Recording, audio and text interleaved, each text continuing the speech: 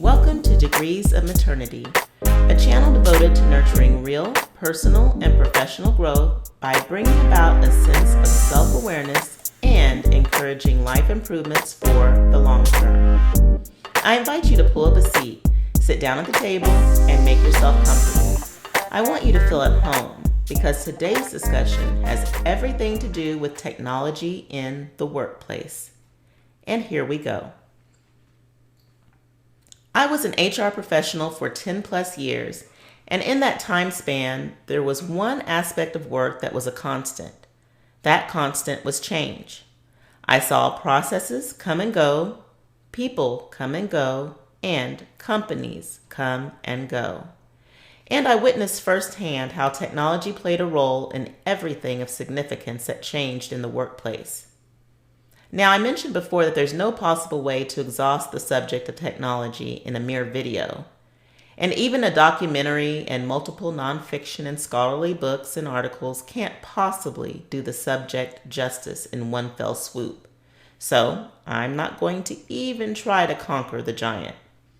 I'm not going to try and dazzle you with numbers, statistics, the history of technology, or any of the other drier material that you can find in your global academic, scientific, historical, or newsworthy periodical, article, or textbook. I simply want to provide a real-life human being's perspective on the matter. Therefore, I've decided to focus on three main areas where I've seen technology in the workplace make its greatest impact in my personal experiences.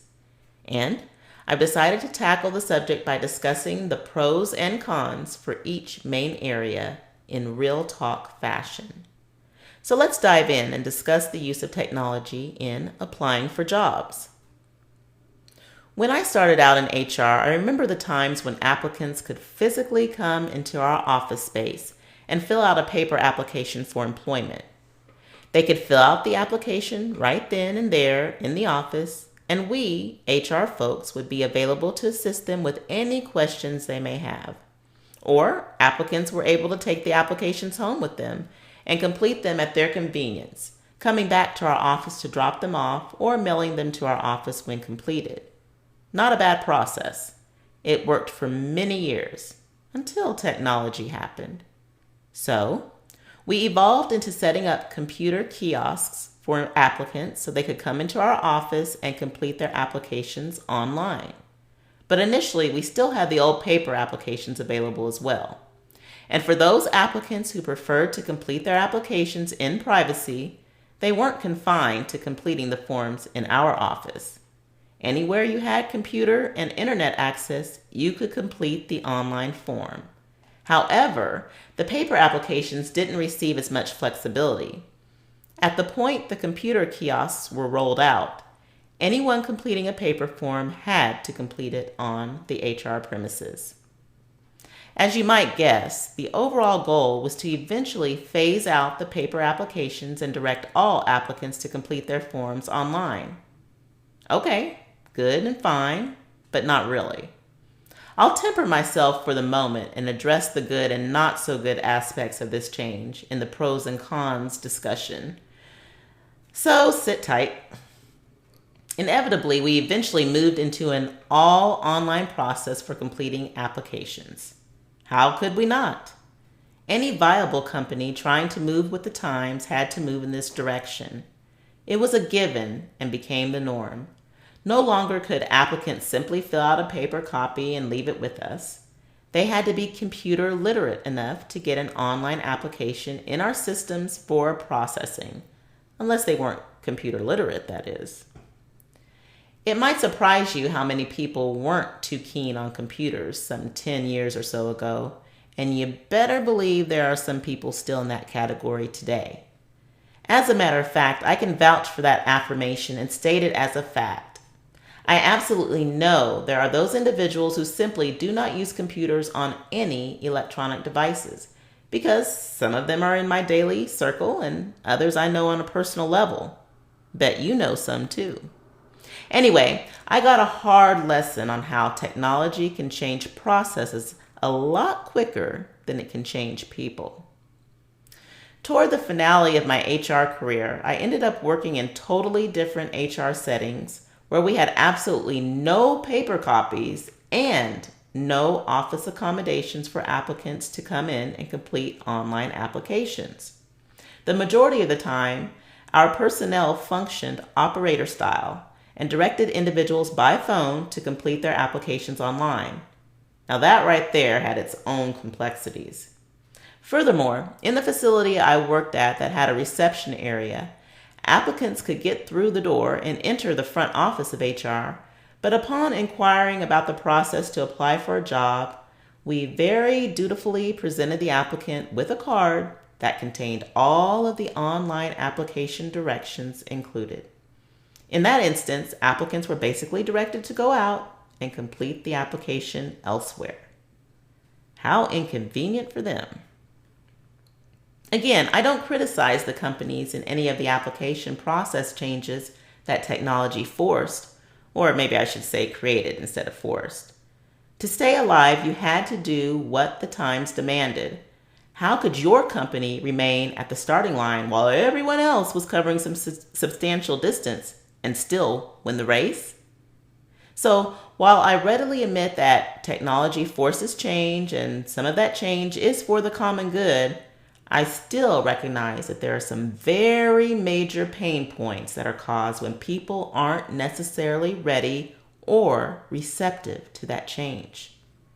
From my personal perspective, here come the pros and cons of going from paper applications to an online application process.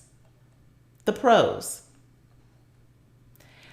A less manual and more automated process led to opportunities for staff to work on other responsibilities. HR professionals had more time to tend to other customer service tasks for employees, as well as manage more administrative functions when the application process became more off-site and electronic. Online applications provided an option for individuals who preferred using computer technology and viewed the online process as more time efficient. Applicants didn't have to worry about their applications getting misplaced on someone's desk or accidentally thrown away. Their form made its way into the system as soon as they submitted it and then received that confirmation message saying the submission of the form was successful. Going to an online application process saved HR time in reviewing materials because there was a quicker processing of the application because it was housed in an automated applicant tracking system. And it also saved on money because there was no paper consumption or waste involved. Online applications could be completed anywhere a computer and internet access were provided. Applicants didn't have to come into an HR office and retrieve a paper application to apply. They could also easily review all of the open positions and get job descriptions and requirements for all of them. Once HR went paperless for the applications, we also went paperless for the open positions listings. It was so much easier to update open positions online than it was to update the job posting by paper copy, especially since positions opened and closed multiple times a day. It was quite difficult to keep the paper postings up to date. By closing off reception areas to applicants, there was less non-employee traffic in the HR building. With the rise in violent acts on work premises, such moves to close off easy access to the public was beneficial for safety and security purposes. Here come the cons. Having applicants complete forms in office provided more of a customer service feel for the applicant. You could also assist individuals immediately and answer questions while they were present instead of receiving a phone call later for assistance. Now, so moving to a less customer service focus resulted in a missing human touch in human resources. Filling out paper applications tended to be a process that was easier for the majority of applicants. Even with language barriers, it tended to be a process that was most accepted by those whose first language wasn't English. While completing the paper copies may have been challenging for those with language barriers, moving to an online process was even more cumbersome for them. and posed excessive communication and time issues for the HR staff assisting them. It was commonplace in our HR office to note a high correlation between our clientele who didn't speak English well and the fact that they weren't fluent in computer language either.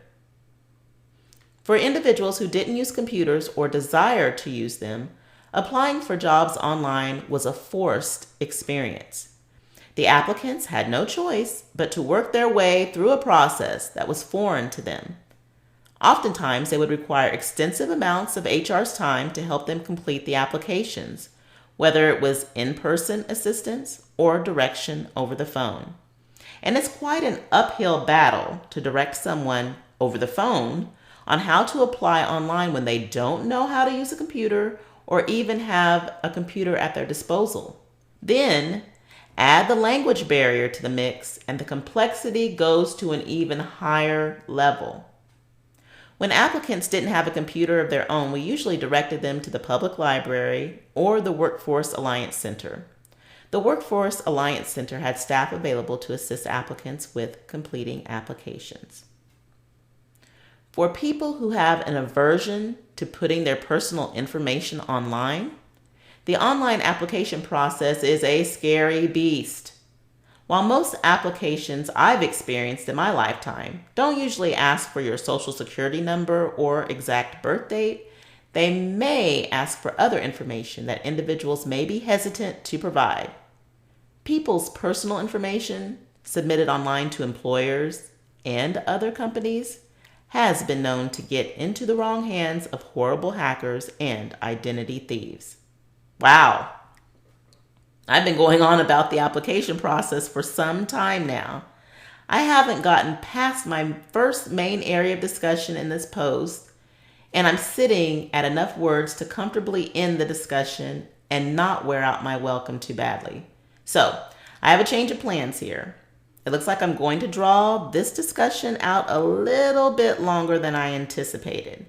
I want to do the topic of technology some semblance of justice, so please hang in there with me while I move the second area of technology in the workplace, which is technology replacing the human factor, to next week's video.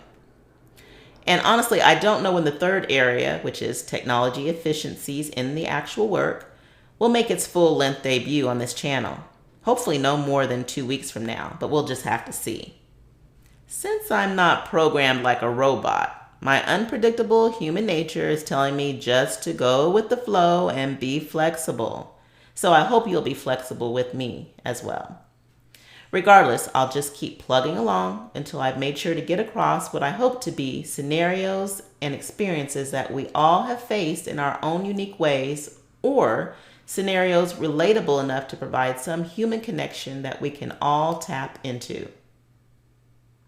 I hope you all were edified by today's table discussion. And if you enjoyed this content, don't forget to like, share, and subscribe. Also, make sure to join me for the next video where you're sure to find some real talk about real life. Until next time.